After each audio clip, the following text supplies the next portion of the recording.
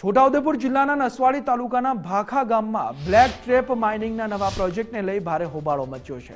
ગુજરાત પ્રદૂષણ નિયંત્રણ બોર્ડ દ્વારા આયોજિત પર્યાવરણીય લોક સુનાવણીમાં ખેડૂતો અને ગ્રામજનોએ ઉગ્ર વિરોધ નોંધાવ્યો। છેલ્લા 16 વર્ષથી ચાલતી કોરીના ત્રાસથી કંટાળેલા લોકોએ સ્પષ્ટ શબ્દોમાં નવી 3 કોરી સામે લાલાક કરી છે। લોક સુનાવણી દરમિયાન પૂર્વ સરપંચ અને કોરી માલિક સાથે થયેલી ઉગ્ર રકઝકને પગલે પોલીસે પણ મધ્યસ્થી કરવી પડી હતી।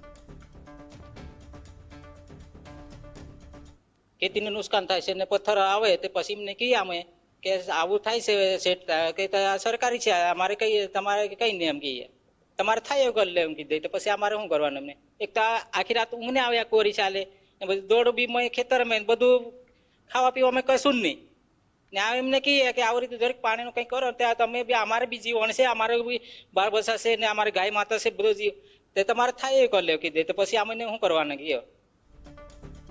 નસવાડીના ભાખા ગામે લોકોએ કોરીનો વિરોધ કર્યો છે। સરકાર અહીં બ્લેક ટ્રેપ માઇનિંગના વધુ 3 નવા પ્રોજેક્ટ લાવવાની તૈયારીમાં છે, પરંતુ ભાખા અને આસપાસના ગામના લોકો આયોજનની સામે આરપારના મૂડમાં આવી ગયા છે।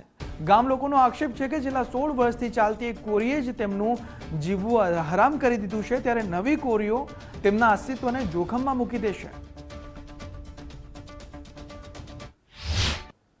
એક પહેલા વાત કે જે અધિકારી આવ્યા હતા એ ગામ લોકોને પરમિશન માટે આવ્યા હતા અને એ પરમિશન કે અમને ઓર્ડર કે ફોડી નાખવાનું પરમિશન મળેલ નથી, એટલે ગામ લોકોનો જે અભિપ્રાય પહેલો થાય પછી અમને કંઈક કાર્યવાહી કરવામાં આવશે અને આ કોરી જેમ બને તેમ નવી આ ભાખા ગામ પૂરતું થવું જ ના જોઈએ એવી અમારી માંગ છે બધા ખેડૂતોની। હવે એક કોરીનો લગભગ ઘણા વર્ષો મારી ખ્યાલ મુજબ 2009-10થી ચાલે છે, તો એ છતાં આટલો સમય થયો ને 8 થી 10 વર્ષ કોઈ વિરોધ નહોતો કર્યો અને હમણાં જે 10 વધારે પૂરતું ચાલે છે એટલે ખેડૂતોને ભારે નુકસાન થયો મને વિરોધ કરે છે।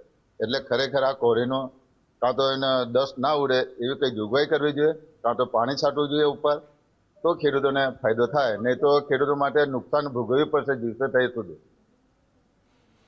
ગ્રામજનો અને ખેડૂતોની વ્યથા ઘણી મોટી છે। કોરીમાં થતા ભારે બ્લાસ્ટિંગના કારણે મકાનોમાં તિરાડો પડી ગઈ છે। હવામાં ઉડતા ધૂળના ગોટે ગોટા સીધા ખેતરોમાં ઊભા પાક પર જમા થાય છે, જેના કારણે પાકની ગુણવત્તા બગડી જાય છે અને ખેડૂતોને મોટું આર્થિક નુકસાન થાય છે। એટલું જ નહીં, સતત ઊંડા ખોદકામના કારણે વિસ્તારનું ભૂગર્ભ જળસ્તર તળિયે બેસી ગયું છે, જેના લીધે કૂવા અને બોરવેલ સુકાઈ ગયા છે। પીવાના પાણીની વિકટ સમસ્યા ઊભી થઈ ગઈ છે।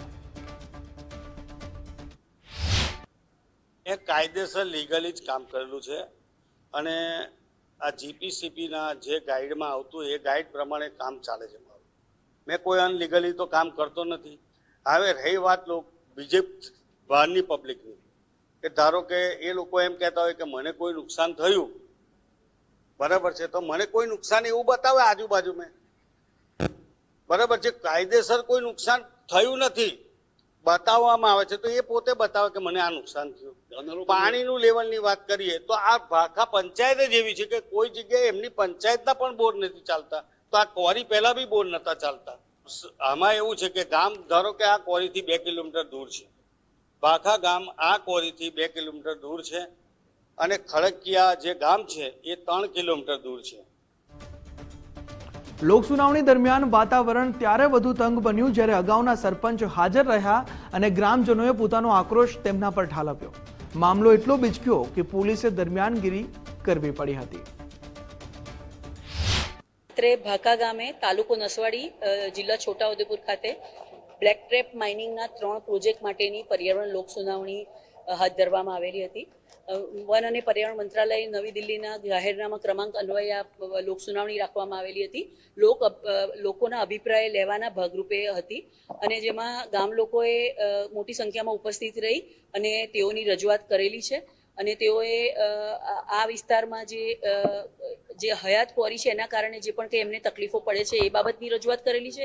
આ ઉપરાંત આ કોરી જે નવી કોરીઓ આપવાને માટે એ લોકોનો વિરોધ પણ એ લોકોએ પ્રગટ કરેલો છે આ બાબતે અને જે લોકોને જે કોરીઓના કારણે જે તકલીફો પડતી હોય છે અને નુકસાન થતું હોય છે એ બાબતની વિવિધ રજૂઆતો કરેલી છે, જે બધાનું આ પ્રોસિડિંગમાં લેવામાં આવશે અને આ પ્રોસિડિંગના ભાગરૂપે એનું જે પણ કોઈ પ્રોસિડિંગ હશે એ આગળ સત્તાતંત્રને મોકલવામાં આવશે।